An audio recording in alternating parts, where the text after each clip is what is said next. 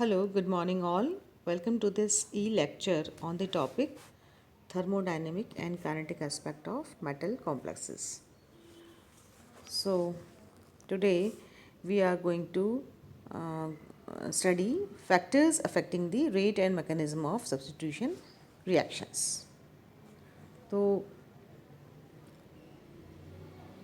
you see, mechanism of a substitution reaction depends on a number of factors.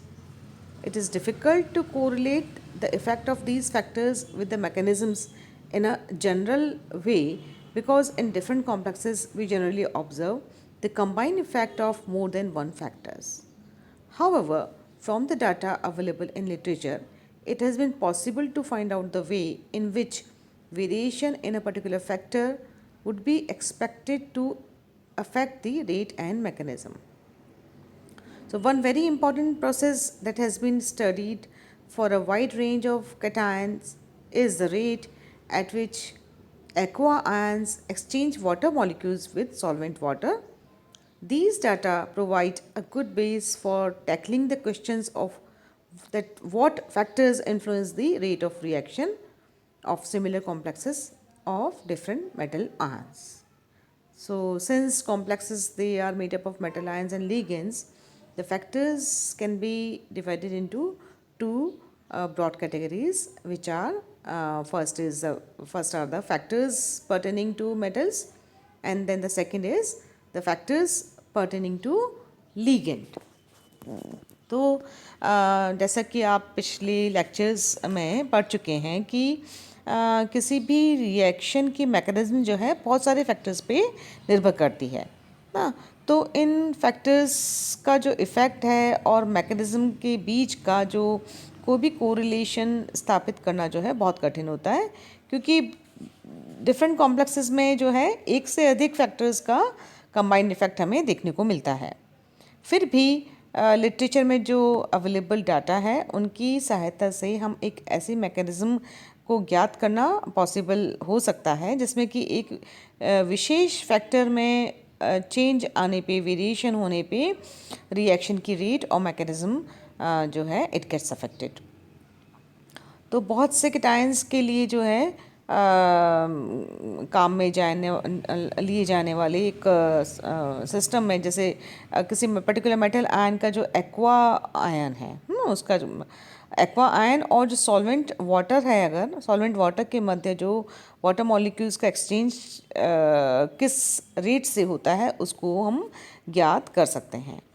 तो इन data के basis पे various other metal ions के इस प्रकार की यौगिकों की जो रिएक्शन रेट को प्रभावित करने वाले कारकों के अध्ययन के लिए हम एक इसको बेस बना सकते हैं। अब आपको पता है कि कॉम्प्लेक्सेस जो हैं, मेटल कॉम्प्लेक्सेस जो हैं वो मेटल आयंस और लिगेंड से बने हुए होते हैं। तो हम रिएक्शन मैकेनिज्म को प्रभावित करने वाले कारकों को, फैक्टर्स को भी हम दो ब्रॉड कैटेगरीज में डिवाइड करते हैं। एक तो फैक्टर्स पर्टेनिंग टू मेटल, धातु से संबंधित कारक हैं, और दूसरा है फैक्टर्स पर्टेनिंग टू लिगेंड, यानी कि लिगेंड से संबंधित कारक। So now we come to the size of the cation, which come under the factors pertaining to metals. So by considering the alkali and alkaline earth equated ions, the influence of size may be compared within each group. The rate of exchange increases with size. Since MOH2 bond strength should decrease with increase in the size of metal ion. Why? Due to reduced electrostatic attraction. These correlations suggest that the transition state for the exchange reaction is attained by breaking in an existing bond to a much greater extent than a new one is formed. यानी कि mechanism जो है it is predominantly dissociative in order. So among dipositive cations of the first transition series, however, there is no correlation with ionic size as the rate changes in the following order. You can see on the screen. So it is suggested that the electronic configuration plays a decisive role in this case. The limited data for tri-positive transition metal ions support a similar conclusion for these species too. तो जब when we talk about the size of the cation, धनायन का आकार जब हम बात करते हैं तो alkali and alkali earth metal के एक्वेटेड आयंस की स्टडी से हम किसी भी ग्रुप के अंदर जो साइज़ का इफ़ेक्ट हो रहा है उसका हम अध्ययन कर सकते हैं, क्योंकि आपको पता है ही कि जब भी केटायन का आकार बढ़ता है तो एक्सचेंज रेट बढ़ती है। तो मेटल आयन का आकार बढ़ने के साथ इलेक्ट्रोस्टैटिक फोर्स ऑफ अट्रैक्शन कम हो जाने के कारण MOH2 बॉन्ड जो स्ट्रेंथ है वो घटती है। तो ये संबंध संकेत करते हैं कि किसी भी एक्सचेंज रिएक्शन की ट्रांजिशन स्टेट किसी भी नए बंध के निर्माण की अपेक्षा जो प्रेजेंट बॉन्ड है MX बॉन्ड उसके टूटने की अधिक प्रवृत्ति के परिणाम स्वरूप प्राप्त होती है। यानी कि जो रिएक्शन मैकेनिज्म है वो मेनली डिसोसिएटिव नेचर की होगी। फिर भी हम जो फर्स्ट ट्रांजिशन सीरीज़ के डायपॉजिटिव आयन के लिए हम उनके आयनिक साज और मैकेनिज़्म में कोई कोरिलेशन जब देखने की कोशिश करते हैं तो वी डोंट फाइंड एनीवन, ना कोई संबंध स्थापित नहीं किया जा सकता, जो कि इस स्क्रीन पे दिए गए इस डायपॉजिटिव आयन के ऑर्डर से क्लियर है। तो और ट्राइपॉजिटिव ट्रांजिशन मेटल आयंस के लिए भी ऐसा ही कंक्लूजन देखने को मिलता है। Now we come to the charge on the cation. For ions of similar size, the one of lower charge exchanges a water ligand with water solvent most rapidly. So from simple electrostatic point of view, the increase in metal ionic charge is expected to lower the dissociative tendency of metal water bond, OH2 bond. So it is usually true that for a given ionic size, an increase in formal charge is associated with decrease in reaction rate. So the cations will tend to exert greater attractive forces on the incoming ligand, and the associative tendency leading to A और IA mechanism जो कि हम पिछले lectures में पढ़ चुके हैं will increase. There are, however, several cases in which two ions of about the same size disobey the charge rule. यानी कि the more highly charged exchanges faster.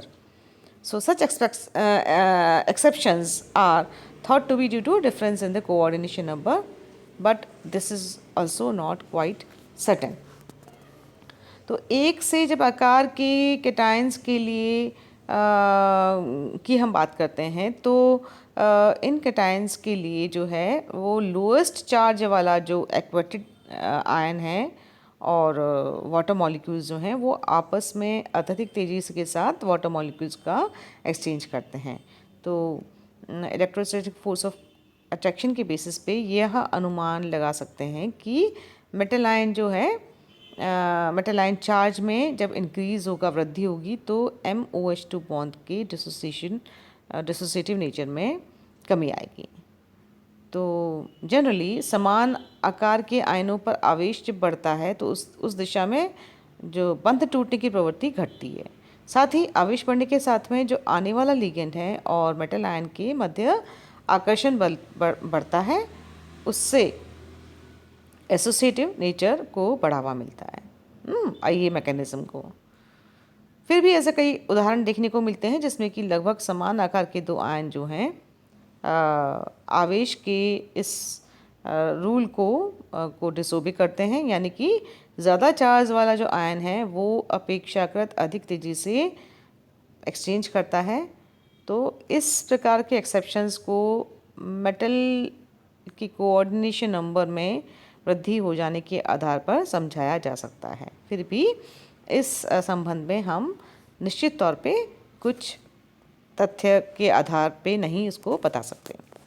Now we come to the next factor pertaining to metal ion, that is distortion in geometry. It has been observed that the rate of exchange of water for this hexaquo copper 2 ion and hexaquo chromium 2 ion is very fast.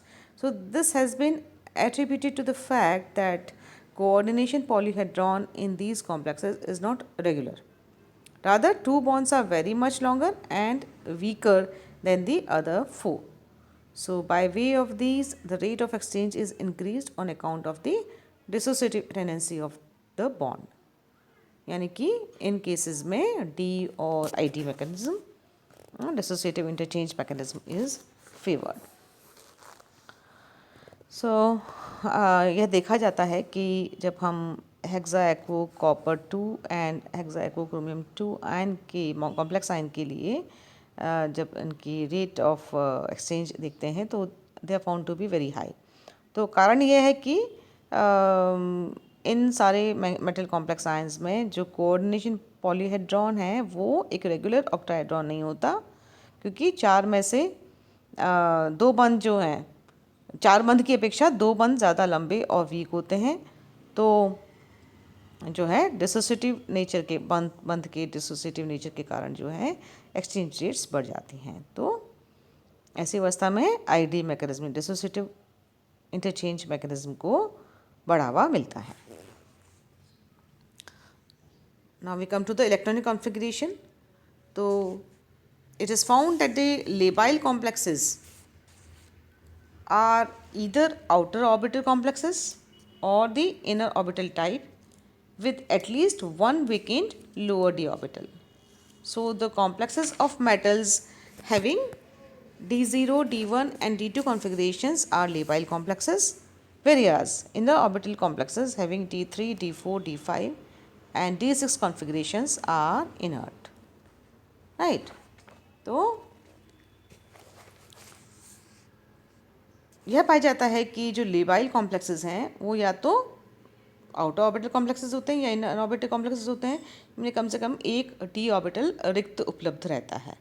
तो D0, D1, D2 configurations वाले metal ion के जो complexes होते हैं वो labile पाए जाएंगे, जबकि D3, D4, D5, D6 configuration वाले इनर ऑर्बिटल कॉम्प्लेक्सेस जो हैं वो इनर्ट होंगे, अक्रिय होंगे.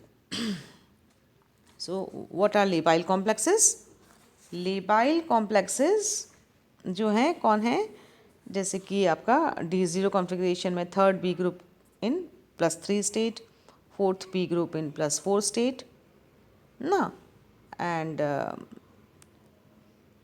Fifth B in +5 state and sixth B in +6 state.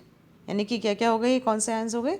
Scandium 3, vanadium, yttrium 3, lanthanum 3, titanium +4, zirconium 4, hafnium, cerium all in +4 states, niobium, tantalum, molybdenum and tungsten in 6th state.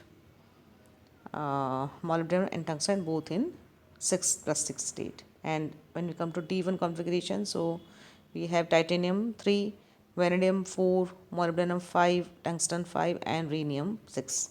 And D2 में we have titanium 2 in 2 state +2 state. So now we come to the inert complexes. Inert complexes क्या क्या हो जाएंगे? D3, D4, D5 and D6 inner orbital complexes. They are the complexes of this type, and the lability of these complexes can be explained by assuming that the metal ions having D0, D1 and D2 configurations, they have at least one vacant d orbital which readily accepts one electron pair from the entering ligand. ठीक है ना? तो जो outer d orbital हैं they are less stable than the inner d orbital, and the outer orbitals will be less stable and will have a tendency to dissociate. So clearly substitution in these complexes will proceed by D mechanism, जबकि D0, D1 and D2 complexes में the mechanism will be associative type, forming a 7 coordinated intermediate. So the importance of crystal field stabilization in determining the rate of reactions of coordination compounds was pointed out in a qualitative way by Orgel and Jorgensen. Orgel noted that the reactivity of D0, 1, D0 and D1 and D2 systems compared to D3 would be accounted on the basis of associative mechanism, whereby the entering ligands entered the plane in which the lower lying energy d orbitals, the seventh group would be added to the xy plane. So in this way, loss in CFSE would be minimized. But ये possible नहीं हो पाएगा D3 configuration के लिए and higher system for higher system. तो Jorgensen noted that because of the higher crystal field destabilization of D3, diamagnetic D6 and D8 system in octahedral complexes, any reaction whether going by dissociative or associative mechanism would inevitably lead to a considerable loss of energy, hence they would be slow. So these ideas can be put in a more quantitative terms of the use of energy values. So the procedure here is to calculate the CFSE for various number of d electrons for a regular octahedral complexes in a weak or strong field, and also for a regular square pyramid, trigonal bipyramid, pentagonal bipyramid and the octahedral wedge structure. So the former two structures correspond to a dissociative D mechanism, while the later two correspond to an associative A mechanism. So it must be here clearly understood that CFSE is not the only factor to determine different geometries, with complete disregard of the nature of the metal and the nature of ligand. So thus metal ligand attraction, ligand repulsion, etc. also contribute significantly. However, the CFSE data give good qualitative interpretation of the root of these substitution reactions. Okay, तो हमने देखा कि labile and inert complexes में तो Orgel and जॉर्जेंसन ने coordination compounds में जो है रिएक्शंस की रेट को CFSE की सहायता से उन्होंने एक्सप्लेन किया. ऑर्गेल ने बताया कि D3 की तुलना में D1 एंड D2 की जो अधिक क्रियाशीलता की व्याख्या एसोसिएटिव मैकेनिज्म के बेसिस पे करी जा सकती है, जिसमें कि एंटरिंग लिगेंड जो है उस प्लेन में बंद बनाता है जिसमें कि लो एनर्जी के एम्प्टी d ऑर्बिटल्स पाए जाते हैं. तो यदि किसी ऑक्टाहेड्रल कॉम्प्लेक्स में dxy जो ऑर्बिटल है इफ़ इट इज़ एम्प्टी रिक्त है, तो जो एंटरिंग लिगेंड है y वो जो सातवां बंध है सेवन्थ बॉन्ड जो है xy प्लेन में बनाएगा, क्योंकि इस प्रकार की प्रक्रिया से CFSE में न्यूनतम लॉस होता है. जबकि D3, D4, D5 और हायर इलेक्ट्रॉनिक कॉन्फ़िगरेशन वाले सिस्टम्स में मेटल कॉम्प्लेक्सेस आयंस में यह बात लागू नहीं होती है. तो जॉर्जेंसन ने बताया कि ऑक्टाहेड्रल कॉम्प्लेक्सेस में D3 low spin D6 and D8 complexes electronic configuration के लिए CFSE का मान अधिकतम होने से जो 5 या 7 कोऑर्डिनेशन नंबर वाले जो कॉम्प्लेक्स वाले इंटरमीडिएट कॉम्प्लेक्स बनते हैं, तब CFSE का लॉस बहुत अधिक होता है. परिणाम स्वरूप इन कॉन्फ़िगरेशन वाले यौगिकों में रिएक्शन रेट जो है बहुत स्लो होती है, और इसीलिए हम इन कॉम्प्लेक्सेस को क्या कहते हैं, इनर्ट कॉम्प्लेक्सेस कहते हैं. तो इस तरह से हम रेगुलर ऑक्टाहेड्रल मेटल कॉम्प्लेक्सेस के इलेक्ट्रॉनिक कॉन्फ़िगरेशन के लिए CFSE की कैलकुलेशन हमने जैसे पुराने चैप्टर्स में जो पढ़ा था उसके बेसिस पे कर लेते हैं. तो इन कॉम्प्लेक्सेस का जो है डिसोसिएटिव मैकेनिज्म द्वारा सब्स्टिट्यूशन होने पे 5 कोऑर्डिनेशन वाला, जबकि A मैकेनिज्म एसोसिएटिव मैकेनिज्म के द्वारा सब्स्टिट्यूशन होने पे 7 कोऑर्डिनेशन नंबर का इंटरमीडिएट कॉम्प्लेक्स बनेगा. और हमें क्या पता है कि 5 कोऑर्डिनेशन नंबर से square pyramidal and trigonal dipyramidal geometries, 7 coordination number से pentagonal bipyramidal and octahedral wedge structures प्राप्त होती हैं, संबंधित होती हैं। तो उस इलेक्ट्रॉनिक कॉन्फ़िगरेशन के लिए इन चारों ज्योमेट्रीज़ के प्रति जो है जो क्रिस्टल फील्ड स्टेबलाइजेशन एनर्जी है उसको कैलकुलेट कर दिया जाता है।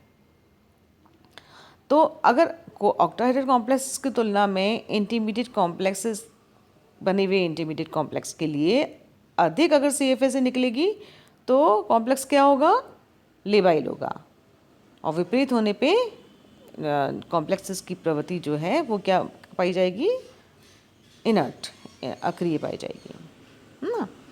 तो लेबाइल कॉम्प्लेक्सेस या लेबाइल रिएक्शन मैकेनिज्म को पता करने के लिए यह गणना की जाती है कि किस ज्योमेट्री के लिए इंटरमीडिएट कॉम्प्लेक्स की CFSE ज़्यादा मात्रा में निकलती है ना। तो अब इंटरमीडिएट कॉम्प्लेक्स की ज्योमेट्री का पता हो जाएगा जब आप उसका अनुमान लगा लोगे कि भाई क्या है, तो उससे संबंधित जो कोऑर्डिनेशन संख्या का और फलस्वरूप आप मैकेनिज्म का भी पता लगा सकते हो ना।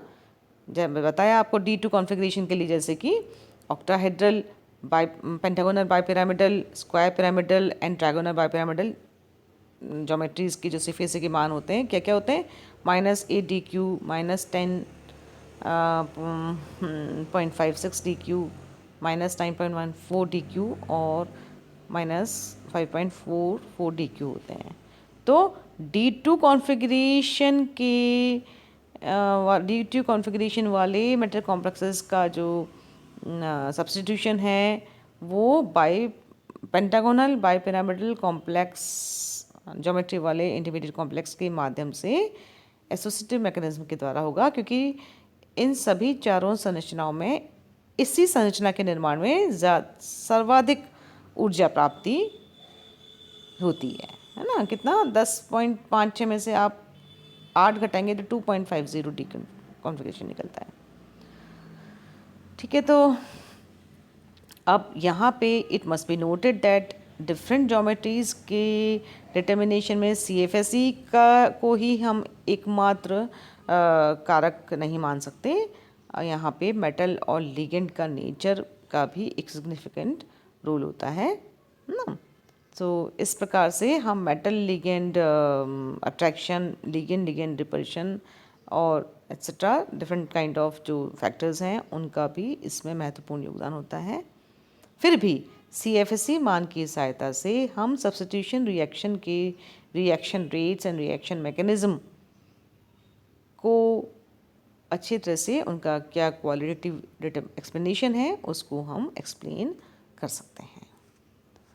So now in the next lecture we will discuss the factors pertaining to ligand. Ligand से संबंधित कारक क्या क्या हैं जो रिएक्शन रेट को प्रभावित करते हैं। See you there. Goodbye.